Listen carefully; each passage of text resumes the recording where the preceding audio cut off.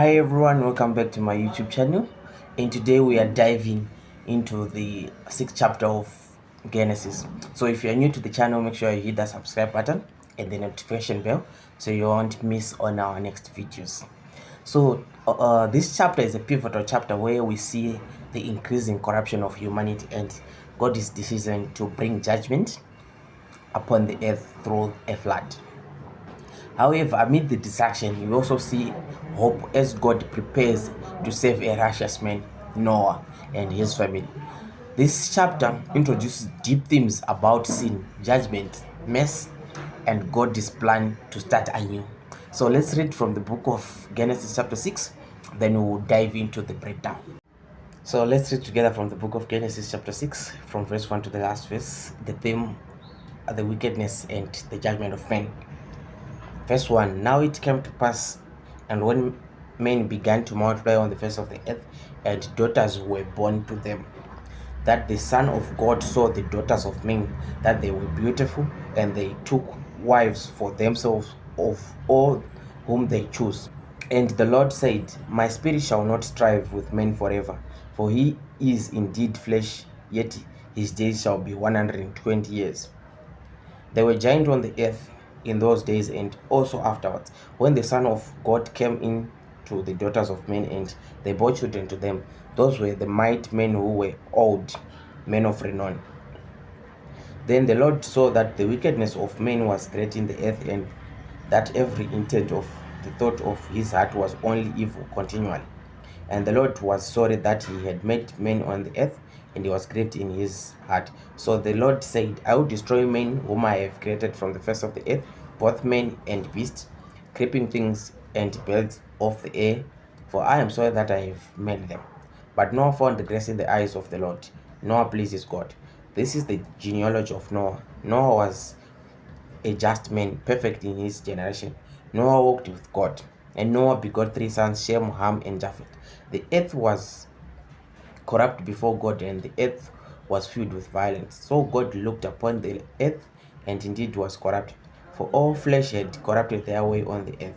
The ark prepared. And God said to Noah, The end of flesh has become before me, for the earth is filled with violence through them, and behold, I will destroy them with the earth. Make yourself an ark of gopher wood.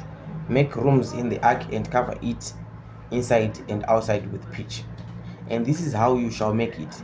The length of the ark shall be 300 cubits, its width 50 cubits, and its height 30 cubits.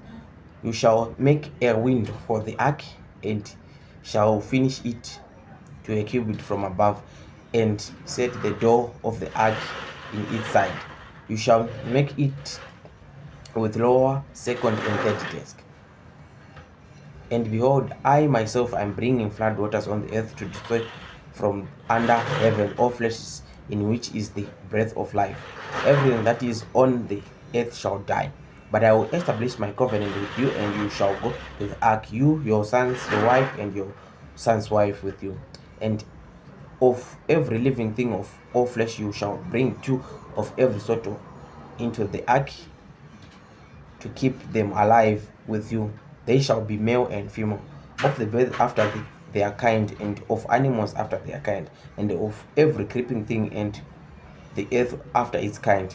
2 of every kind will come to you to keep them alive. And you shall take for yourself all of all foods that is eaten, and you shall gather it to yourself, and it shall be food for you and for them. Thus Noah did according to all that God commanded him, so he did. May the Lord bless the readings of his word. So we see that from chapter 6, here we see the population of the earth growing as men began to increase in number of the earth. However, something strange is mentioned. The Son of God saw that the daughters of men were beautiful, and they married of them they chose. There are different interpretations of who the Son of God are. Some believe they could be angels who came to earth and married human women, while others see this as a reference to powerful rulers or kings from the line of Seth intermarrying with the descendants of Cain.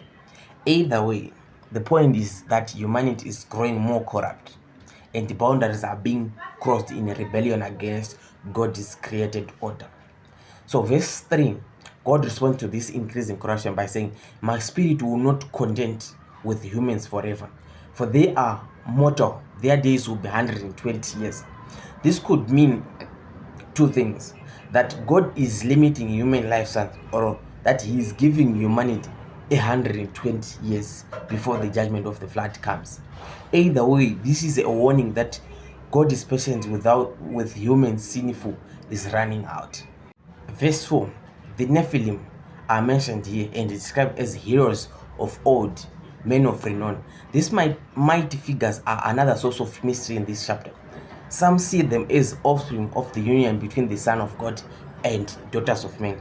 Others believe they were simply powerful warriors or rulers who contributed to the violence and chaos on the earth. What is clear is that they symbolize the growing power and corruption in the world. Verse 5 to 7 takes us, these verses shows the heartbreaking state of humanity.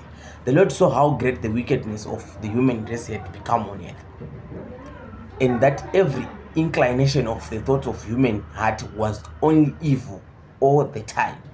Humanity has fallen far from its original purpose, and sin has taken over every aspect of life. In response, God says, I will wipe from the face of the earth the human race I have created. This is a moment of deep sorrow. God's heart is grieved by the evil that has spread throughout the world, and he decides to bring judgment to cleanse the earth of its wickedness. Verses 8 and 9, however, the chapter also introduces hope, but Noah found favor in the eyes of the Lord. Amidst all the corruption, Noah stands out as a righteous man. Verse 9 describes him as a righteous man, blameless among the people of his time, and he walked faithfully with God. This is important because it shows that even in the world filled with sin, it is possible to live righteous. In the world filled with sin, as the world we live in, it is also possible to live righteous. Noah's walk with God is the reason he will be spared from the coming judgment. And then from verse 12 to 10 to 12, we are reminded that Noah has three sons, Shem, Ham, and Japheth. The earth, however, is corrupt and full of violence. God saw how corrupt the earth had become, for all the people on the earth had corrupted their ways. The emphasis here is on the widespread nature of sin. It's not just isolated to a few people, but has infected everyone. And on verse 13, God speaks directly to Noah, tells him of his plan. I'm going to put an end to all people, for the earth is filled with violence. Because of this, God's judgment is coming, and it will be universal. But Noah will play a key role in God's plan to preserve life through the flood. So on verses 14 to 16, God instructs Noah to build an ark, a large wooden vessel that will serve as a refuge for Noah. This for Noah and his family, and pairs of every kind of animal. The dimensions of the ark are given: 300 cubits long, 50 cubits wide, and 30 cubits high. This would make the ark about 450 feet long, a massive structure for its time. So the detail of the ark's construction show that God is preparing a way for Noah to survive the flood, and he is doing so with precision and care. Verse 17, God makes it clear that the flood will destroy all life on earth. I'm going to bring flood waters on the earth to destroy all life under the heavens. The flood is a direct response to the corruption of humanity, and it shows that God's judgment is both powerful and complete, but there is also mercy. Verse 18, God establishes a covenant with Noah, a promise that Noah and his family will be saved.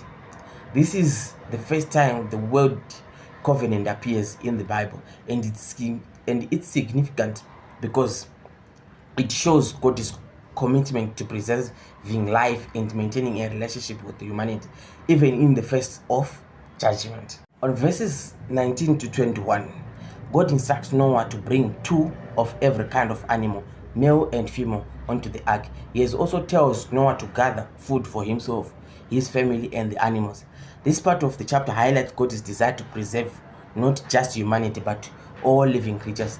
The ark becomes a symbol of salvation, not just for Noah but for all creations. the last verse, which is verse 22, the chapter ends with this powerful statement: Noah did everything just as God commanded him. Noah's obedience is key to his survival, the survival of his family, and in a world filled with rebellion and corruption. Noah's faithfulness to God stands out. He trusts God's plan and follows the instruction even when the task seems enormous. So, what are we taking from the book of Genesis chapter 6? So, Genesis chapter 6 shows us both the severity of God's judgment and the depth of his mercy. As sin spread across the earth, God's heart was grieved and he decided to cleanse the world through the flood. But even in this moment of judgment, God chose to save Noah, a righteous man, along with his family and the animals. This chapter reminds us that while sin brings destruction, God always provides a way of salvation for those who walk faithfully with him. Next time we'll continue with the story of Noah and the flood, exploring how God's plan unfolds to preserve life and renew the earth. Stay tuned for more, and remember, no matter how great the storm, God's covenant and mercy remains. Thank you so much for watching. See you next time.